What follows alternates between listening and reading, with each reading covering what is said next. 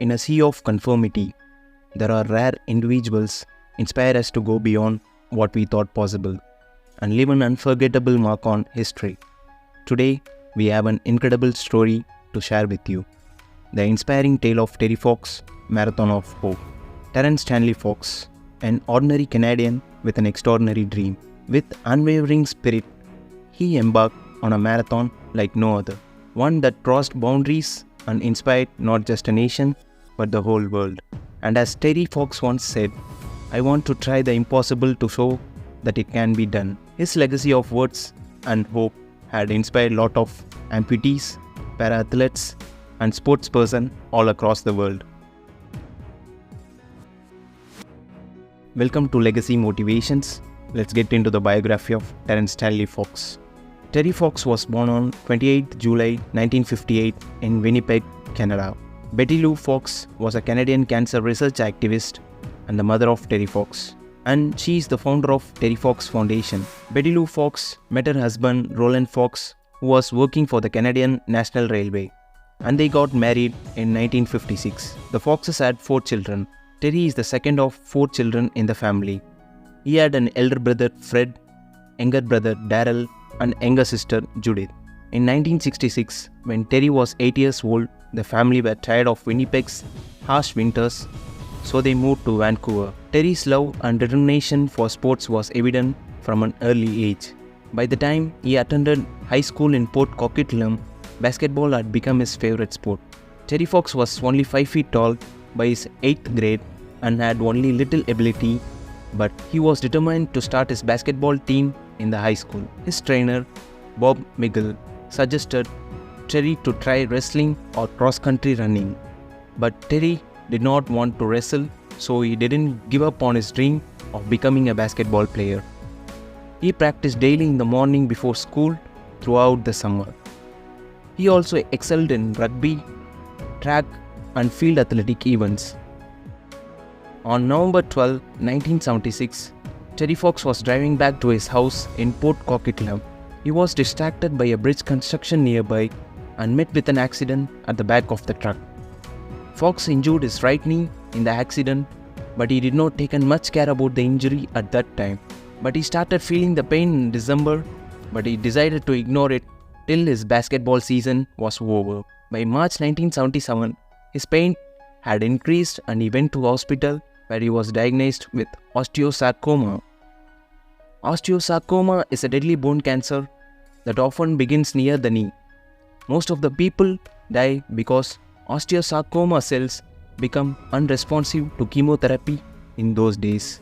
To stop the cancer from spreading to the rest of his body parts, doctors amputated his leg 6 inches above the knee with a 50% chance of survival. Terry used prosthetic leg, an artificial leg primarily designed for walking purposes. Terry started walking with the help of prosthetic leg 3 weeks after the amputation. The doctors were impressed with Fox's positive attitude, and his performance motivated researchers to develop prosthetic leg better suited for walking. Terry Fox underwent 16 months of chemotherapy in British Columbia Cancer Control Agency facility. He felt the bad situation after seeing other cancer patients, including many young children, suffer and die of the disease. So he noticed that better cancer research would be helpful to conquer the deadly cancer disease. Many of us wonder why Terry Fox decided to run across Canada, a cross-country marathon effort to raise funds for the cancer research. The night before his cancer surgery, Fox studied an article about Dick Traum, the first amputee to run the New York City Marathon. That article inspired him a lot, so he wanted to run across Canada because he found that running was a way where he could give hope to others who suffered as he did, and also to raise awareness about the cancer during those days. Fox initially thought to raise $1 million, then a $10 million, but later tried to raise $1 for every 24 million Canadians. The prosthetic leg, which Terry Fox used in the Marathon of Hope, was designed by an orthotist Ben Spicker from British Columbia. The prosthetic leg was made of rubber and wood. After several months of training, on September 2nd, 1979, Fox participated in 27-kilometer road race at Prince George. Although he finished in the last place of the race, his performance was greeted with tears and applause by other participants and audience. On October 15, 1979, Fox sent a letter to Canadian Cancer Society announcing his goals and seeking funding. He declared he would overcome the obstacles and promised to run even if he had to crawl to the last kilometer. In the afternoon of 2:45 p.m. at St. John's Harbour, Terry Fox started the Marathon of Hope by dipping his foot into the Atlantic Ocean. He ran a marathon every day.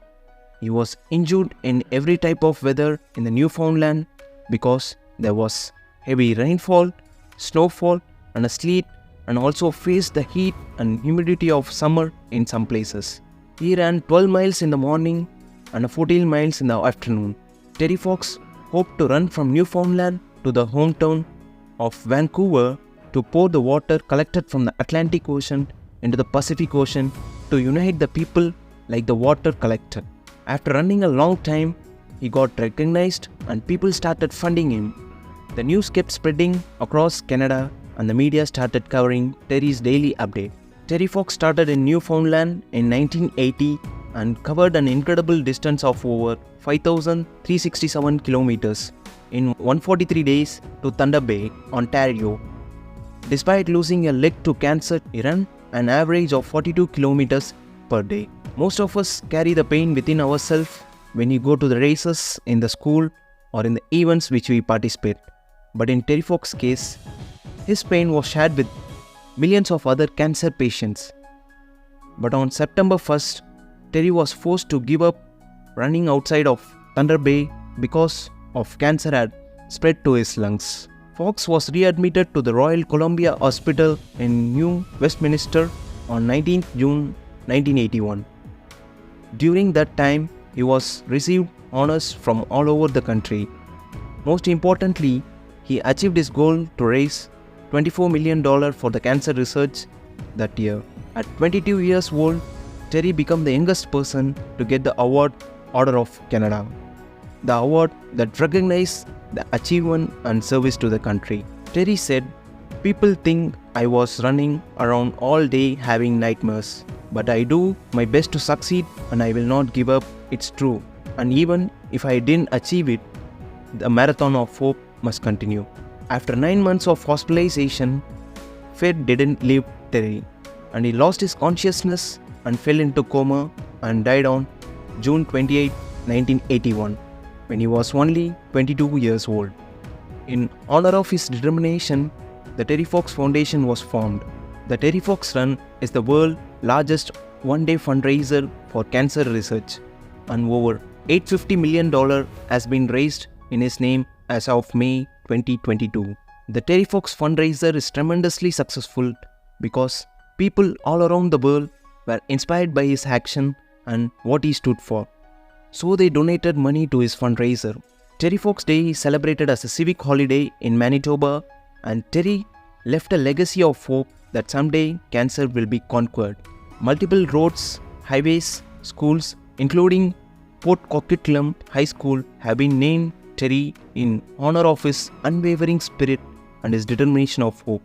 Millions of people in close to 25 countries participate in Terry Fox Run each year. Today, we honor Terry Fox, a symbol of strength, the power of one individual to make a difference. Just like Terry Fox, we all have the power to make a difference. So, let's keep running towards our dreams and never give up. Catch you all in the next inspiring video. Thank you.